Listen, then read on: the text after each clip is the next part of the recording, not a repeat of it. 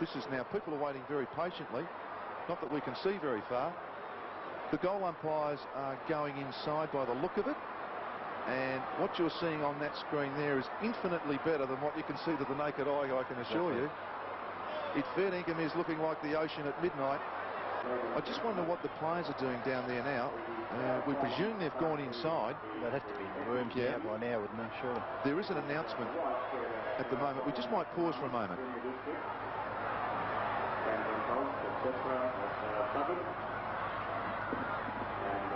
At the moment, we're contacting the SEC to what can be done.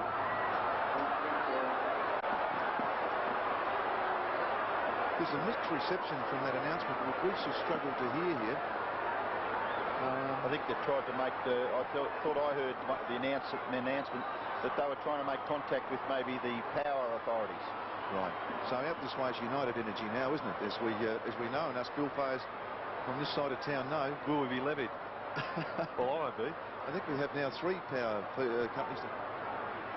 And obviously they'll be trying to do everything. And yes, Ross Oakley looks as though he might be up here to have a bit of a chat to us. So any of the questions that we might have, we can throw at him, and he might be able to clarify the situation. In an absolute dramatic event here at Waverley, with about 4.5 minutes to go in the third quarter, the game against St Kilda and Essendon at Waverley, 20 points the Bombers were leading by, and then it happened, the lights went out. With me I have the Chief Executive Officer of the AFL, Ross Oakley. Ross, what a disappointment. Unbelievable. It was a great game until the lights went out. But we don't know just yet what's going to happen. Apparently there was a bad accident somewhere not far away, and power has gone out in the area. Is this, when you do that, I know United Energy run this area here. I mean, would someone actually be watching this tonight? Would people be watching this to see if something like this happened?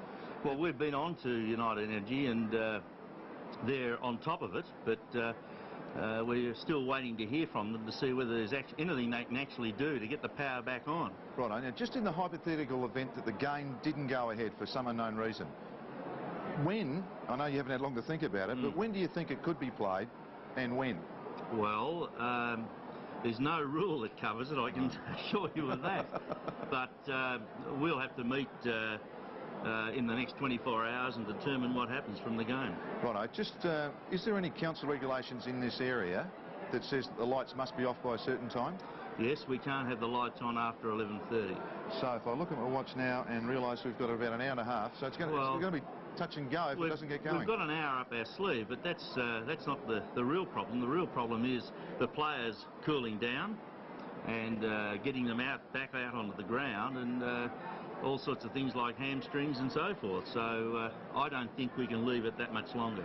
Now, Ross, you've had a lot of crackers and fireworks go off, but is this the biggest bang you've had for the year? Well, I'm told there was a very big bang in one of the power units not far from the ground. So if that has been destroyed, then I don't think there's much chance of the lights coming back on. Just looking at it perhaps seriously, with the fixtures now of night games, I mean, you've done a lot of travelling around the world yourself looking at this sort of concept.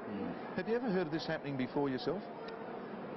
No, I haven't, but I'm sure it has, because I'm sure there are going to be instances where there are accidents occurring that have taken the power out, but it certainly hasn't happened in my time at the helm.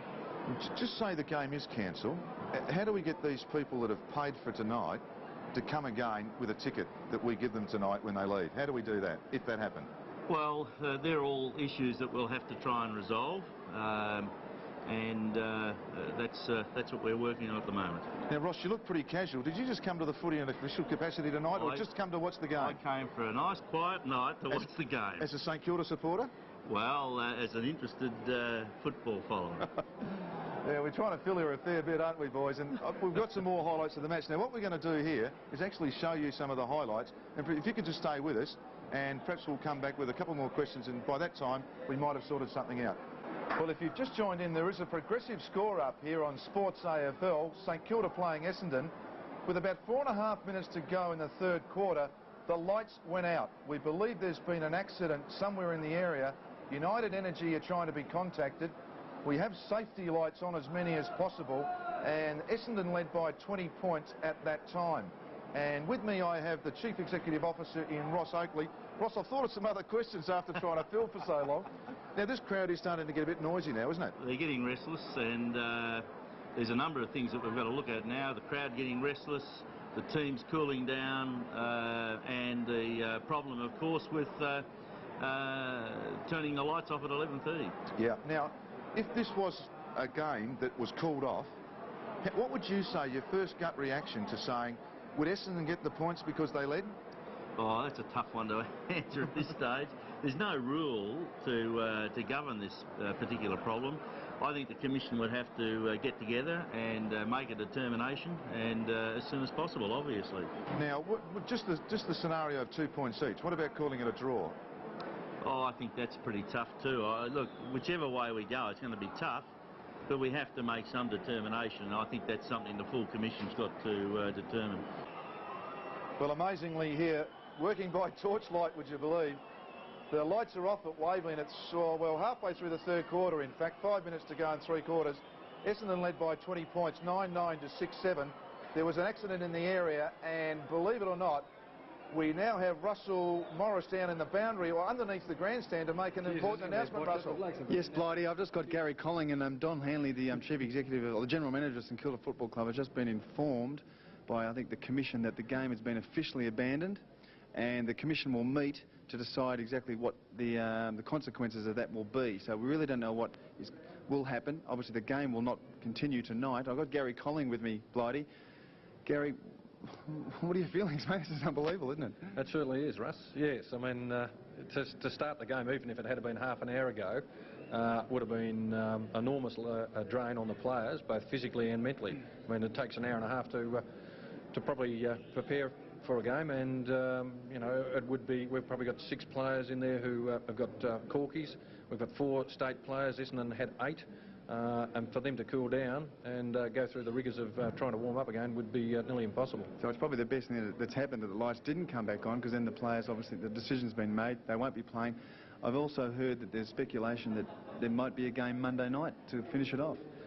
Look, we wouldn't be in the race for a game on Monday night. We ought to play next Friday. As I said, we've got 4 guys who played in the state game, and our top 4 players, Harvey, Burke, Lowe and Shanners. We try and manage these guys throughout the week, so to try and play another game in 2 or 3 days' time is totally ridiculous. And then we've got to think about these players for the next 10 weeks after that. Ross, 20 points advantage to Essendon in what has been a sensational night. Pandemonium's broken out. People are on the ground. Yeah. The lights are out and the game's been called off. That's what we didn't mind. There's going to be absolute chaos outside, and I just hope that there's no dramas out there, because you don't have any security people required, ground management.